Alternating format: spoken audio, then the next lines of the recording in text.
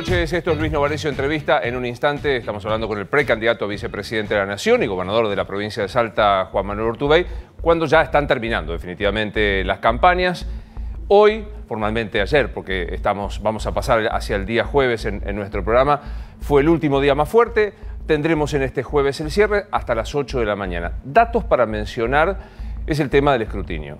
A pesar de que hoy bajó un tono el peronismo a través de Jorge Landó y Graciana Peñafort diciendo no tememos fraude, Smartmatic, sin embargo, no garantiza la transparencia, vuelve a demostrar algo increíble. Que en nuestro país ni las primarias, me repito porque estoy convencido, ni las primarias son primarias, ni son abiertas, y no hemos podido darnos siquiera un sistema electoral confiable para cada uno de nosotros.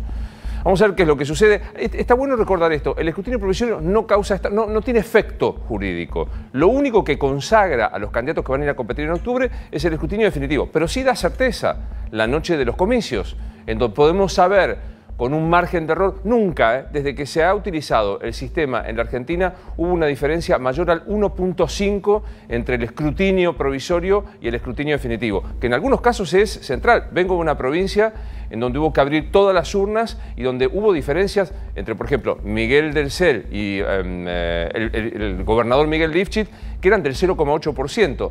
Ahora digo, poner en tela de juego también demuestra la crisis del sistema político. Ni siquiera se ha podido dar un sistema que por lo menos esto que es la consagración de la base del sistema electoral quede afuera de la discusión política. Veremos qué sucede y veremos qué ocurre con la posibilidad de una tercera o no alternativa que representan, entre otros, especialmente Roberto Labaña y el gobernador Urtubey, al que ya recibo. Gobernador, ¿cómo estás? Muy bien. Gusto verte, como siempre. Contento de verte. Por favor. ¿Todo bien? Bien, bien. ¿Cuánto cansa? Terminando y empezando, porque en realidad para nosotros, en realidad para todos, la campaña electoral empieza el domingo. O sea, esto es como la eliminatoria del Mundial, ¿viste? Vos jugás la eliminatoria y si te clasificás, ahí vas a jugar el Mundial.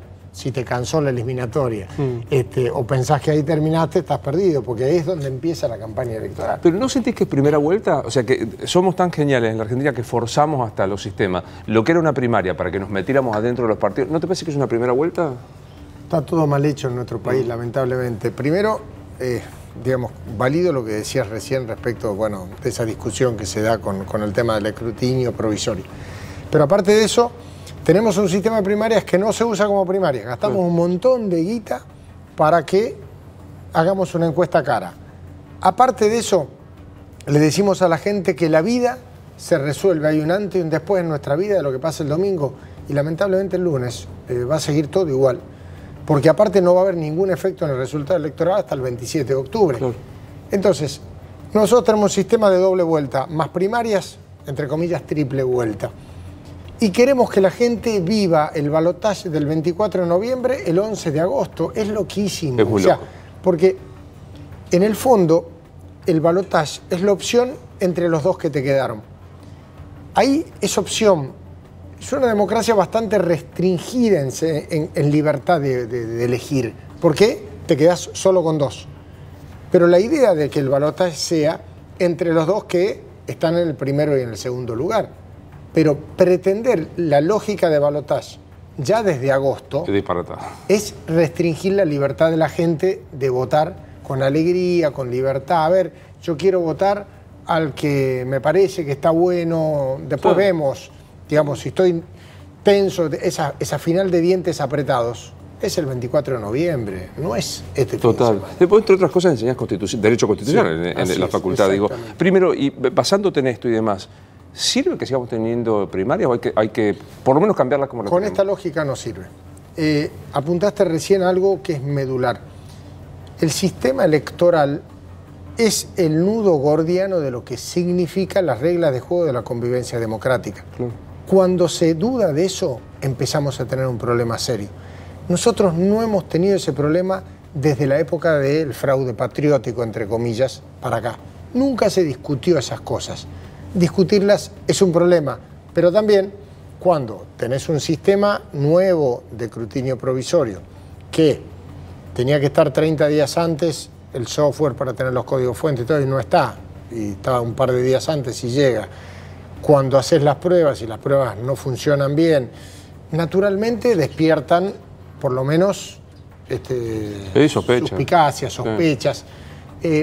Yo soy amigo de la innovación tecnológica. De hecho, en mi provincia, en Salta, nosotros tenemos un sistema no solo de transmisión de datos, tenemos boleta única electrónica, es electrónico, la boleta te la imprimís vos en una máquina. O sea, hemos avanzado muchísimo, pero aprendí con experiencia, fue un proceso de 10 años, que tenés que ir trabajando y tenés que ir logrando que cada uno de los actores compre el sistema. En términos, qué sé yo, abrir los códigos fuente para que todos los fiscales informáticos lo evalúen, que nadie tenga sospechas. El sistema tiene que ser súper sustentable, si no tenemos estas cosas. Ahora digo, ya te lo pregunto formalmente como candidato a vicepresidente, ¿sospechás que puede haber fraude con Smartmatic? Técnicamente no puede haber fraude, porque, vos bien lo decías, el escrutinio definitivo es el único que tiene valor legal. Sí, hay una acción política que te dé un error de 1,5 puntos más, 1,5 puntos menos, en la cabeza de estos dos que están polarizando, que creen que se juegan la vida este próximo domingo, puede ser trascendente. En la vida normal es mejor que eso no pase. Claro. Si hay algún error es mejor que pase en las primarias y no en las generales. Pero, digamos, no está bueno que pase. Tampoco me parece que da para la cosa tremenda de que se cae la democracia. No es que ves, está todo llevado está llevado a este nivel, el infierno o el paraíso. ¿Cómo te caen las declaraciones de algunos, incluso algunos periodistas, que dicen votar Labaña Urtubey, votar Esper o Gómez Centurión es votar a favor de Cristina y de Alberto? Es una nueva versión de democracia restringida. No quiero hablar de democracia tutelada porque nos lleva a otra historia de la Argentina, pero una cosa como diciendo, flaco, no elijas. La opción de votar por miedo o por dolor es algo que restringe tu capacidad de votar. Cuando vos tenés miedo, uno de tus hemisferios cerebrales no funciona, funciona solo otro, entonces es acción-reacción. Entonces, invitar a la gente a actuar con miedo es quitarle la posibilidad de elegir, quitarle la posibilidad en términos intelectuales de ser libre. Y me parece que son actos fallidos de aquellos que lo que no quieren es vivir desde la diversidad y el pluralismo. Ahora, decir esto es o un acto de ignorancia o una cosa embromada. ¿Por qué te inclinas? Prefiero quedarme en la ignorancia porque esconde una cosa heavy, en términos fuertes, en términos de decir, flaco, la democracia sirve solamente si vos votás lo que yo te digo.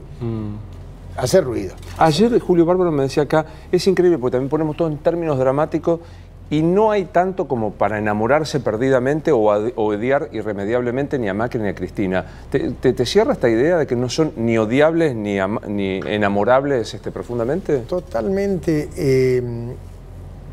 Lamentablemente no son ni una cosa ni la otra en ese sentido. Son solamente, si uno tiene que evaluarlo en términos racionales, 8 años de estancamiento de la actividad económica, generación de pobreza, desempleo, o sea, más que otra cosa, para mí son decepción más que otra cosa. O sea, y los igualo a ambos porque es cierto que este gobierno no tiene nada para mostrar en términos de resultados duros de gestión. También es cierto que como terminó el anterior gobierno no tenía mucho para mostrar tampoco. Digamos, los últimos 4 años de gestión fueron definitivamente malos en términos de indicadores duros. Actividad económica, empleo, crecimiento, inflación, todo lo que ya vivimos, ¿no? ¿En el decepcionómetro te decepcionó más Cristina o Macri? Es muy difícil porque esto es la bola de nieve bajando del cerro. Siempre va a ser más grande. O sea, claramente la situación de aquel que le toque administrar la Argentina a partir del 10 de diciembre, trabajo para que sea Roberto Labaña y estoy confiado en que es el tipo que por lo menos ha demostrado que sabe cómo hay que hacer lo que hay que hacer, probablemente será más o menos carismático, lo que sea, pero claramente es una persona que es técnicamente solvente para encarar ese desafío. Pero digo, el que le toque la responsabilidad sea él o sea cualquiera, va a encontrar una situación un poco inclusive más compleja que la que había hace 4 años. Como también la de hace 4 años era un poco más compleja que la de antes, porque la Argentina va cuesta abajo en la redada, digamos. Claro. Vamos complicado. Ahora, también es de un vértigo increíble la política. Hace 3 meses La Baña era el presidente. O sea, vos percibías que se había... que era, y de golpe se volvió a polarizar en la... ¿Qué pasó en el medio? Errores propios y también nos jugamos solos. O sea, mientras se relajaban los actores del poder político tradicional de la Argentina, se expresaba algo, le llamemos renovador, por decirlo de alguna manera, en el estricto sentido del término. Cuando el sistema político mira para los costados, reacciona y dice, guarda, que acá se rompe el statu quo, empieza a funcionar el aparato y la maquinaria, y repito, errores propios, la natural atracción de los polos, y todo eso termina haciendo lo que terminó pasando en nuestro espacio político, que se achicó bastante.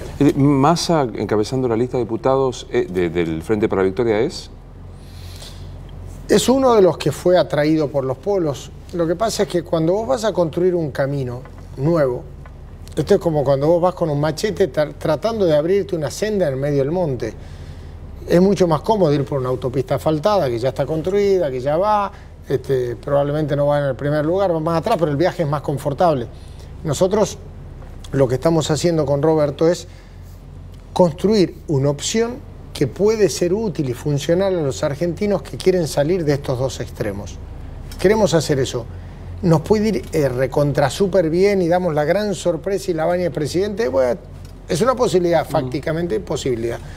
El índice de probabilidades para nosotros es bajo en ese sentido. Pero pregunto, en algún momento hay que empezar el camino. ¿Cuándo empieza? Sí, total.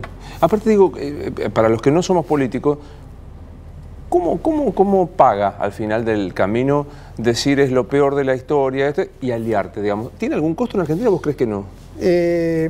¿Sabes qué? Cuando vos tenés algún nivel de autoexigencia, el costo es insoportable. En lo personal, para mí sería insostenible, sería insoportable vivir con eso. O sea, vivir con que o acomodaste tu posición a una cuestión de poder o en alguna medida definitivamente tuviste que cambiar de opinión porque tu necesidad te llevó a eso.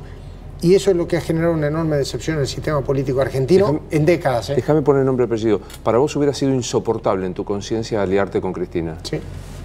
Sí, porque yo, aparte, bien repetía Sarmiento, porque se lo atribuyen a él, pero es muy antiguo, que el hombre es amo de su silencio y esclavo de sus palabras.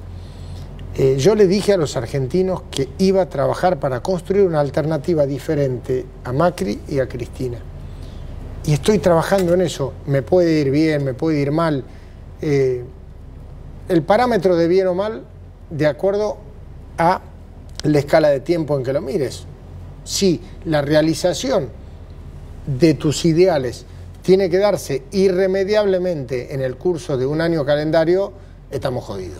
Digamos, para algunos antikirchneristas más noveles, más de ahora, yo me acuerdo cuando vos eras gobernador y Cristina estaba en la presidencia y le decías públicamente que no. ¿Nunca más volviste a hablar con ella? No. ¿No te llamaron como para acercarte? No, porque yo dejé muy clara cuál era mi posición de entrada. Yo tuve diferencias, si bien ayudé en todo lo que pude a la expresidenta, ayudé en todo lo que pude al actual presidente. Claramente la lógica de funcionamiento de esa gestión de la expresidenta respondía a la dialéctica amigo-enemigo y yo nunca me enganché en eso. O sea, estaba de acuerdo con una acción, la acompañaba, no estaba de acuerdo en otra y no la acompañaba. Cuando el gobierno impulsaba la nueva ley de medios y yo me planteé y dije no estoy de acuerdo, y era un escándalo. Cuando tenía una posición diferente respecto, por ejemplo, de algunas cuestiones de retenciones y planteamos una alternativa diferente, también era otro escándalo. Y no es que me había hecho antikirchnerista o el otro día me había hecho kirchnerista, no. En mi lógica, decir a todo que sí es bastante fácil, pero mucho más fácil aún es decir a todo que no. Claro, obviamente. Esto es buenísimo. Obviamente. Cuando vos te parás y pretendés tener capacidad de discernimiento, pasás a ser enemigo de aquellos que no quieren que pienses. Aparte digo, yo me acuerdo perfecto, fuiste el primer gobernador que se plantó, que le dijiste. ¿Te le hicieron pagar eso? Sí. ¿Cómo? Sí.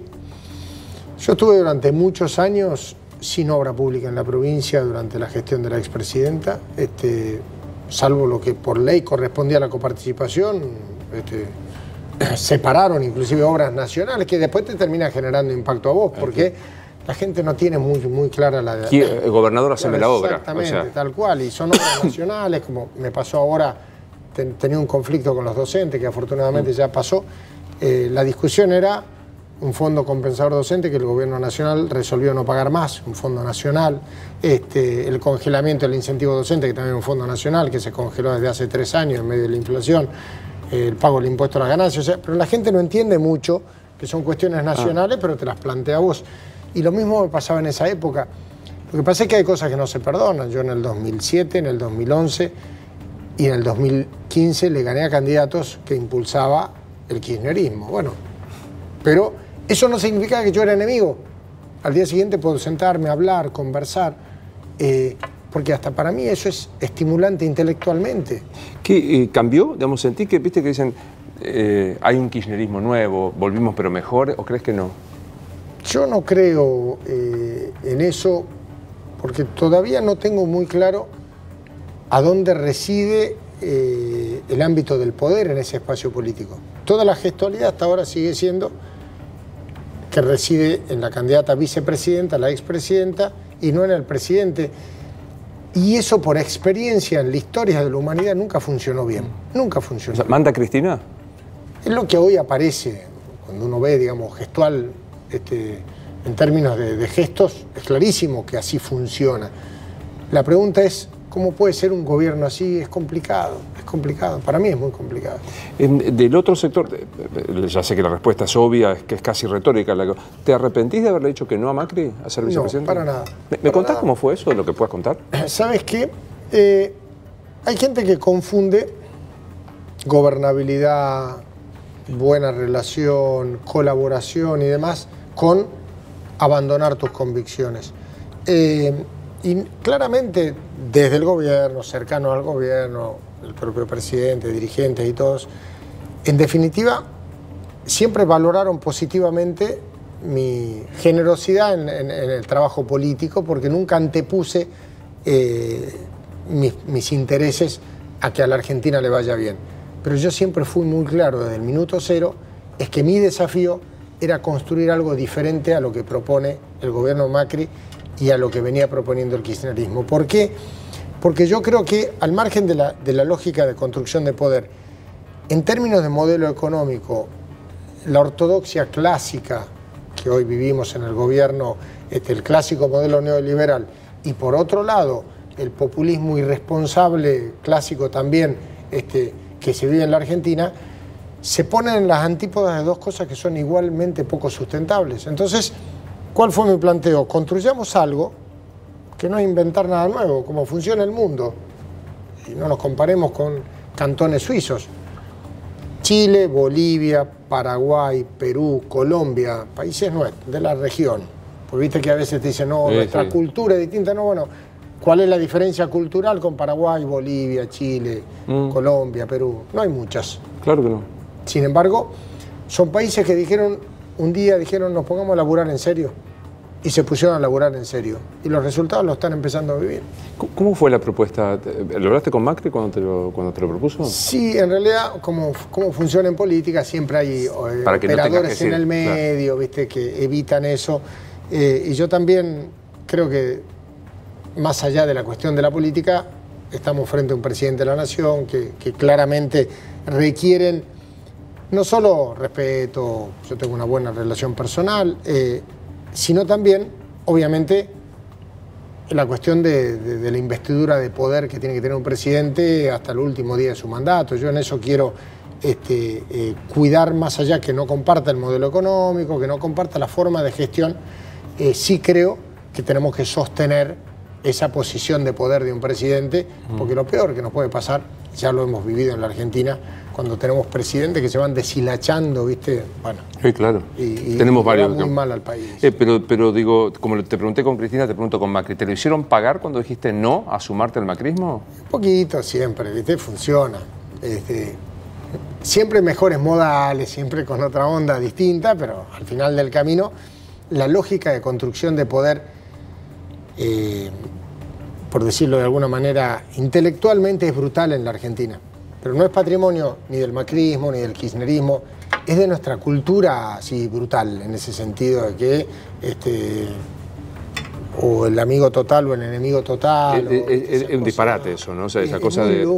Es muy loco, ¿no? Ahora, digo, ¿cómo crees que es? ¿Es de arriba hacia abajo o de abajo hacia arriba? Quiero decir, la lógica amigo-enemigo está instalada en todos los sectores. En todos los ámbitos de la sociedad. ¿Pero es de abajo hacia arriba o de arriba hacia abajo? ¿Vos crees que se da el ejemplo desde arriba, Cristina diciendo...? Sí. Yo creo que el mal ejemplo ayuda.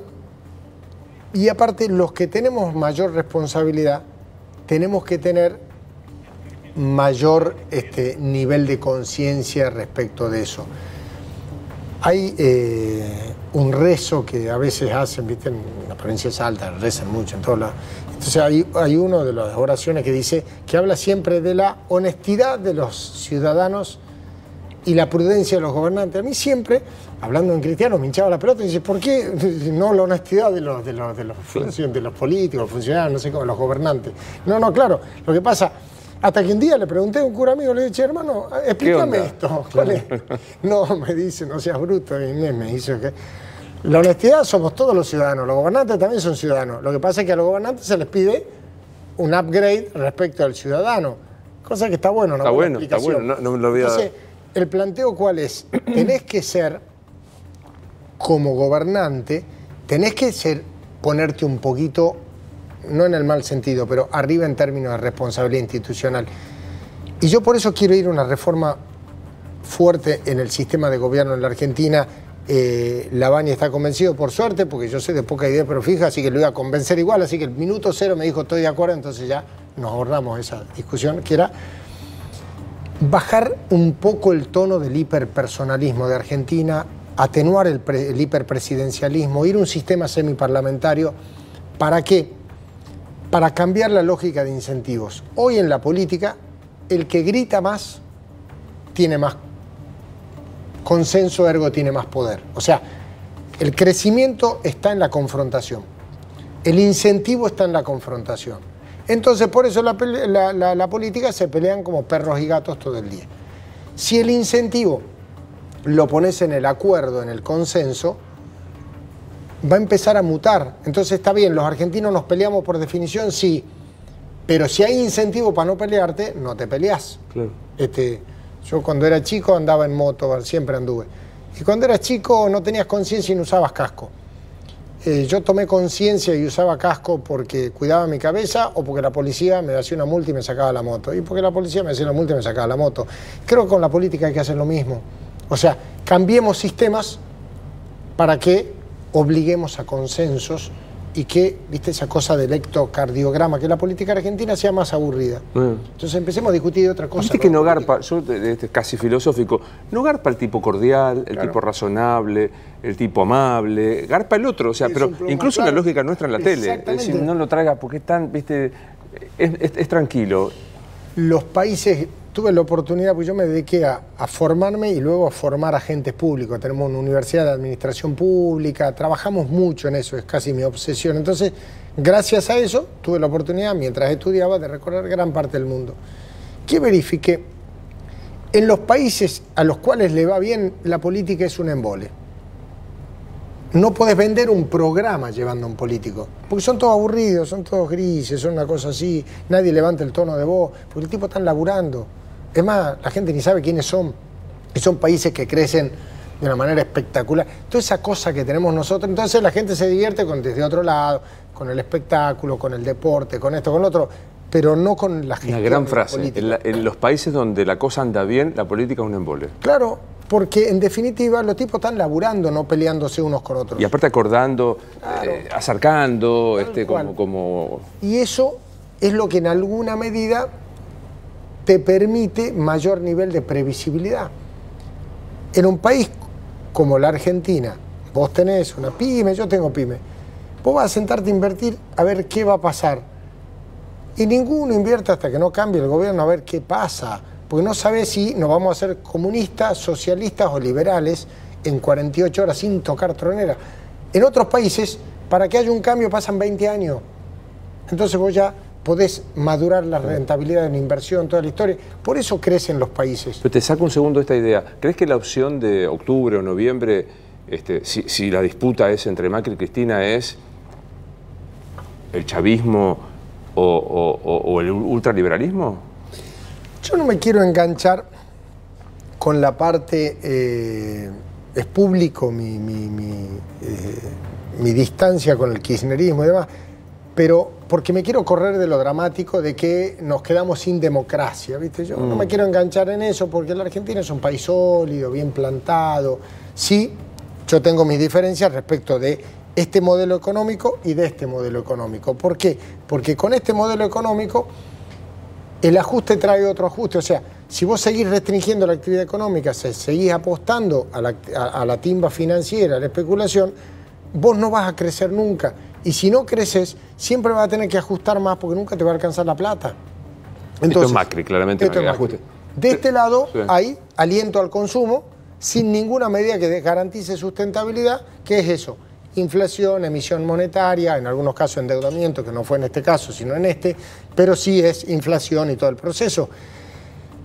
El mundo que funciona alentando el consumo, pero generando condiciones de sustentabilidad a través con responsabilidad. Cuando la Argentina creció récord en los últimos 100 años, curiosamente el ministro de Economía era Roberto Lavagna. Nosotros, en la Argentina, cuando Roberto Lavagna se va, la Argentina crecía al 9%, teníamos superávit fiscal, teníamos superávit de balanza comercial, se generaban millones de puestos de trabajo y caía la pobreza. Claro, alguno va a decir, bueno, pero veníamos de abajo. Claro, si me contás el 9% del 2003 respecto al 2002, pero ¿cómo contamos el 9% del 2005 respecto al 2004?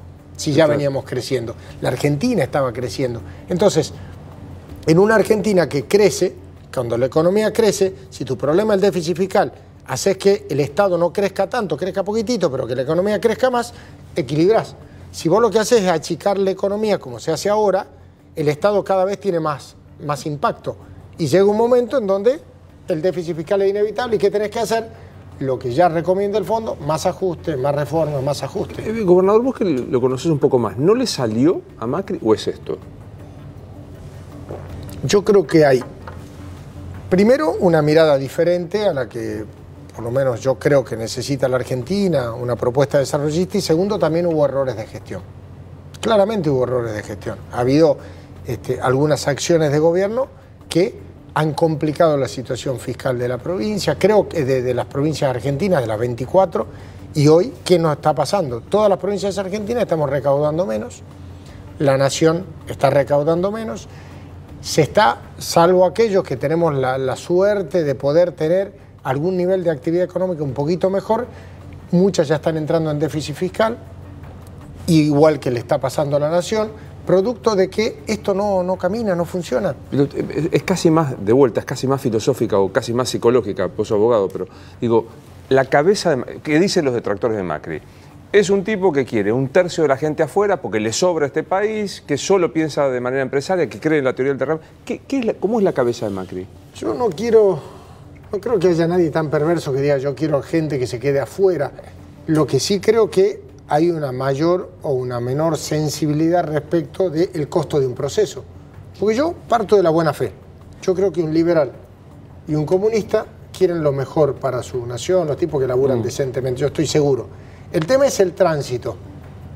Cómo en uno y en otro es el impacto social. Y en lo que nos diferenciamos la mayoría es justamente en el tránsito, en cuál es el umbral del dolor que tiene que pasar la sociedad argentina para crecer. Y yo soy un convencido de que la sociedad necesita pare de sufrir, digamos, de verdad. O sea, dejemos de sufrir. ¿Por qué? Es una especie como de flagelo divino que ahora, digamos, empezamos con el cuento de la felicidad y los globos eternos a tenemos que sufrir porque los desajustes del pasado. No, flaco. ¿O el mundo? ¿Es el pasado o es el mundo? Los argentinos nos merecemos vivir mejor. Lo podemos hacer responsablemente, no tenemos que ser irresponsables. Yo estoy convencido de eso. Pero tiene que haber un plan y tenés que ir a un lugar. Y yo no es lo que estoy viendo. Lo que sí veo es un programa monetario ajustado, claramente, en un camino que, claro, para hacerlo realidad te mete las tasas a niveles astronómicos, con lo cual te complica la actividad productiva y círculo vicioso. Algunos dicen, me gusta este diagnóstico, no tiene la sensibilidad de cómo es el tránsito. O sea, vamos a concederle la buena intención de que el país salga en un ajuste liberal, ajuste. No tiene sensibilidad en el tránsito. Y algunos lo atribuyen a su procedencia. Y yo pienso, vos procedés también de una familia con muchas cosas resueltas, no que sea una familia rica, pero problemas, sí, es correcto. Pero digo, ¿tiene que ver con la procedencia de la historia personal? La verdad es que no. Un poco la historia personal tiene que ser. Yo estuve muy vinculado desde muy chico a la militancia y siempre me metí mucho en la cuestión social, pero en definitiva tiene que ver con una cuestión de empatía, ¿no? Vos podés, hay gente que puede estar en lo más alto en términos socioeconómicos, otro en lo más bajo, y pueden tener la misma actitud o actitudes inversas. El de acá puede ser súper solidario y el de acá abajo puede ser un garca total, no sé.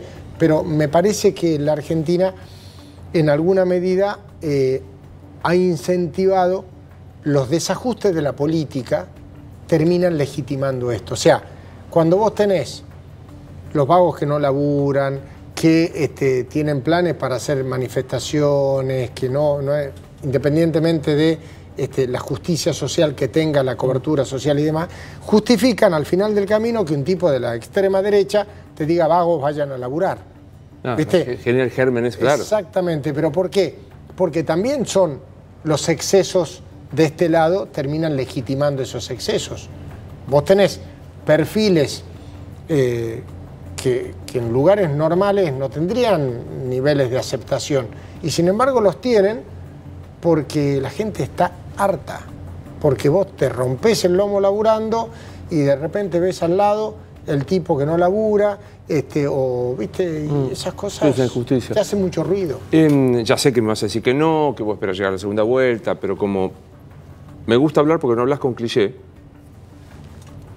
¿qué haces si en la segunda vuelta no estás con Roberto Lavagna y es Macri o Cristina? Mira, siempre el cliché es decirte, lo discutamos el 28 de octubre. Vamos a estar nosotros. Vamos a estar nosotros. Trabajamos para estar nosotros.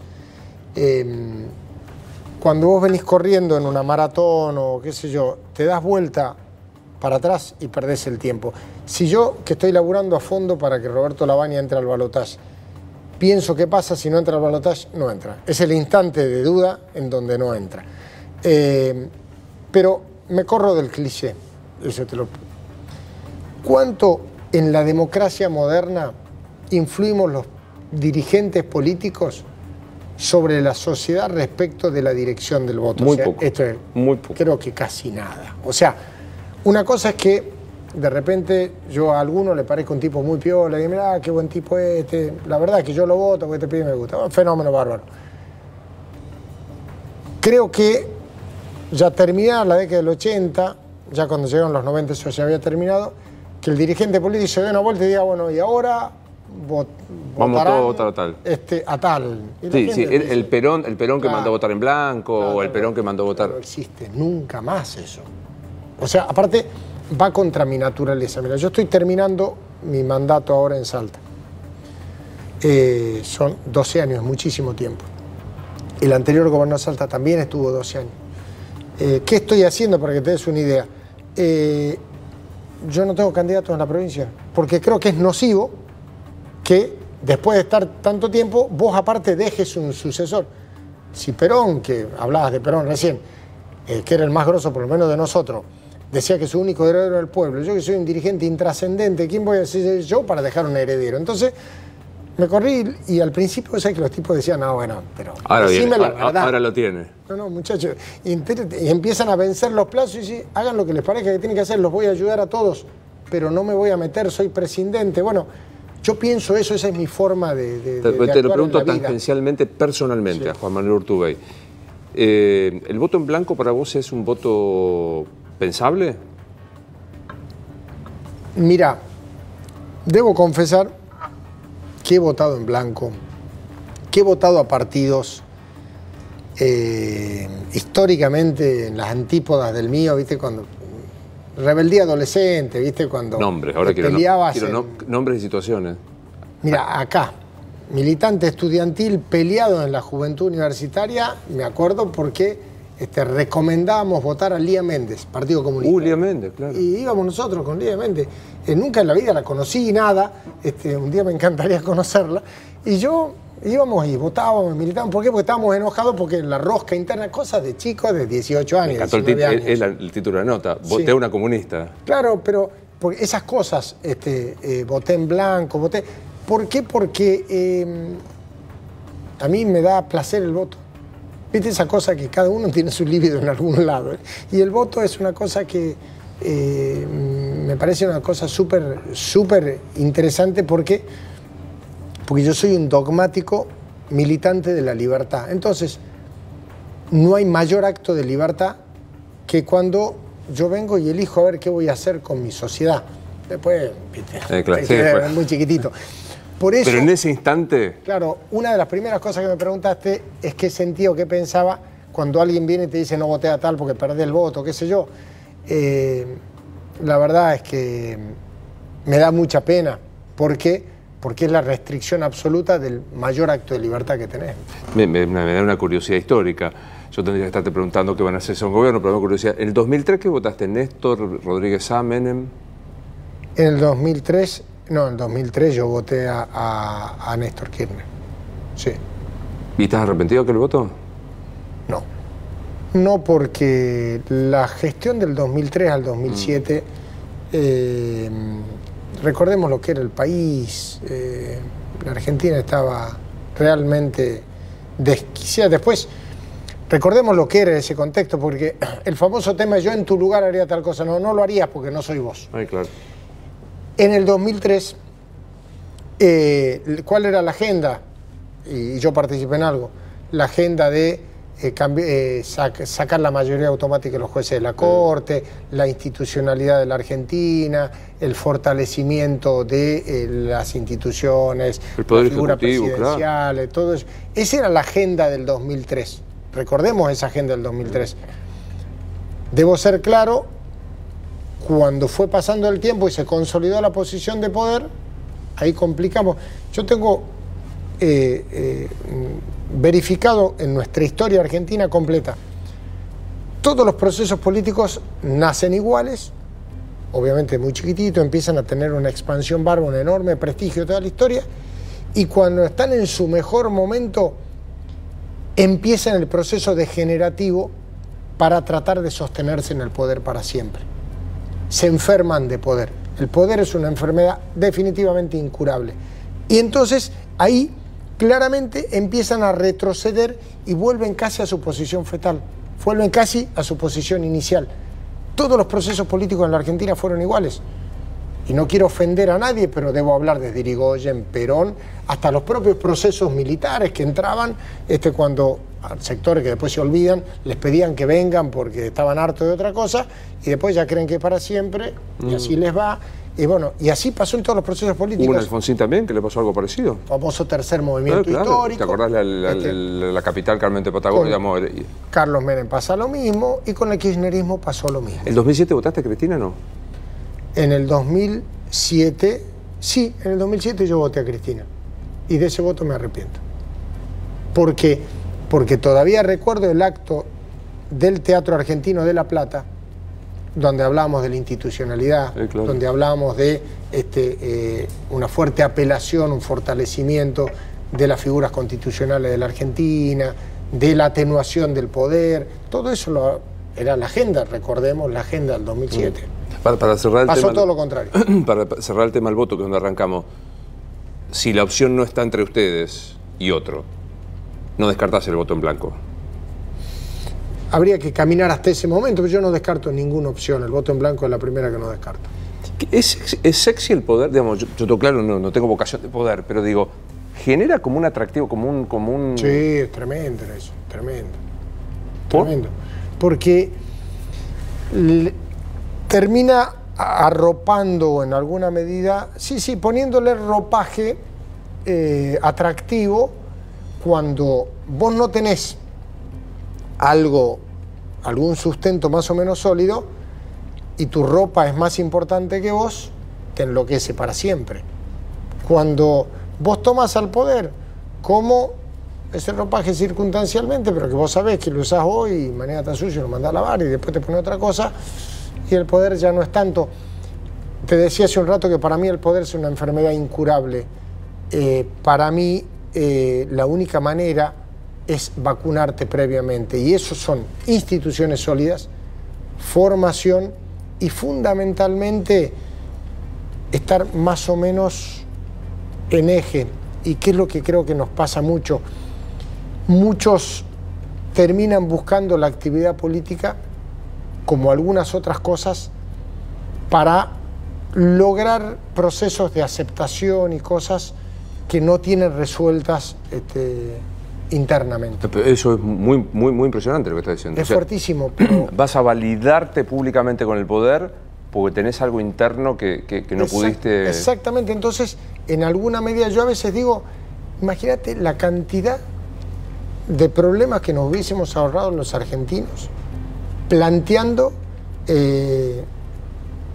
la necesidad casi obligatoria de terapia de los aspirantes a gobernantes. ¿Te analizás? Sí, porque creo que eso te permite, vos te podés sentir un genio, ¿no? Pero respeto perfectamente a todo el mundo que no cree en eso, pero en la medida en que yo no me creo un genio lo necesariamente inteligente, con la inteligencia emocional, como para poder yo solo ponerme en eje sin la necesidad de alguien que te haga reaccionar un poquito. ¿Viste? Pero es interesante, ¿no? Pero digo, habría que hacer un test previo, un test ¿viste cómo te hacen el psicotécnico? Vos querés ser colectivero, tenés que claro. pasar un psicotécnico que por ahí es bravísimo, pero para ser presidente no. Es jodido, un narcisista patológico, claro, o un maníaco patológico. Entonces, pasa. Que todos lo sepamos. Entonces, claro, vos tenés uno de ellos y es presidente. Y pues es que yo pienso en esas cosas también, porque esas son las que después te terminan destruyendo todo. Es una jodedura la pregunta que te voy a hacer. ¿Macri y Cristina pasaban el psicotécnico? No te lo puedo contestar. Ya es rayano con es muy fuerte. Pero la verdad es que hay quilombos, digamos. Hay quilombos, todos los tenemos. Todos los tenemos. El tema es tenerlos identificados y más o menos lidiar con ellos. Porque si no, te termina gobernando otra cosa y no vos mismo, ¿no? Viste que muchas veces, me parece, corregime si no, a vos te definen por la negativa. No es peronista, claro, no tiene las patas sucias de barro de caminar las calles, se casó con una mujer hermosa para tomar notoriedad. ¿Y cuántos es que se casaron? Ya? 3 años, vamos a cumplir 4 años el mes que viene. Bueno, te digo, apenas se casan, después se divorcian. No, perdón, 3 años. Te pido que no pifies ese error, porque el amor de mi vida es que me parece que es de toda la vida. Muy bien, a veces nos reímos porque, bueno, Isa, estuvimos juntos en Salta en un programa, es una mujer impresionante, ¿verdad? Es fuera de serie. Y vos sabés que nos pasa esa cosa de esa cercanía de tener cosas como que de toda la vida. Entonces, medio en joda y medio en serio, nos decimos toda la vida hace juntos, mucho, claro. Y la verdad es que ¿qué te parece eso que te dicen el peronista cheto? ¿Sabes qué? Yo me río un poco de todo eso. La verdad es que me río un poco de eso porque yo, como me formé de abajo en el peronismo, trabajé toda mi vida en política, aparte de otras cosas, siempre me gustó mucho eso. Me divierto con eso porque en definitiva te marca lo que algún otro, en definitiva, proyecta. Es su tema, ¿viste? Que él proyecte lo que quiera. Anda análisis, tal cual, que yo recomiendo fervorosamente. Totalmente. Lo que sí es muy difícil para los que somos medio gorila es definir el peronismo. ¿Peronismo versión Urtubey es? Es un movimiento claramente progresista que apunta a la movilidad social ascendente. Lo que yo estoy planteando es que no necesariamente todos los ritos procesales que eran eficientes para lograr ese objetivo en el siglo pasado lo son en este siglo. Entonces, pretender que ser peronista es tener espíritu de cuerpo y justificar y amparar a un delincuente no es ser peronista para mí.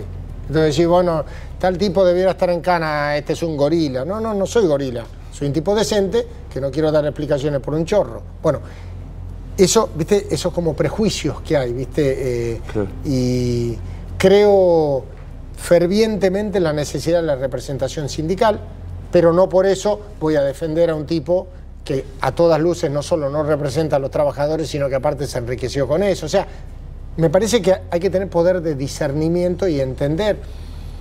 El que siempre me gustó mucho, por lo menos intelectualmente, es Tony Blair cuando plantea el tema de la tercera vía y toda esa historia. Y yo creo que el peronismo tiene que mirar esas cosas.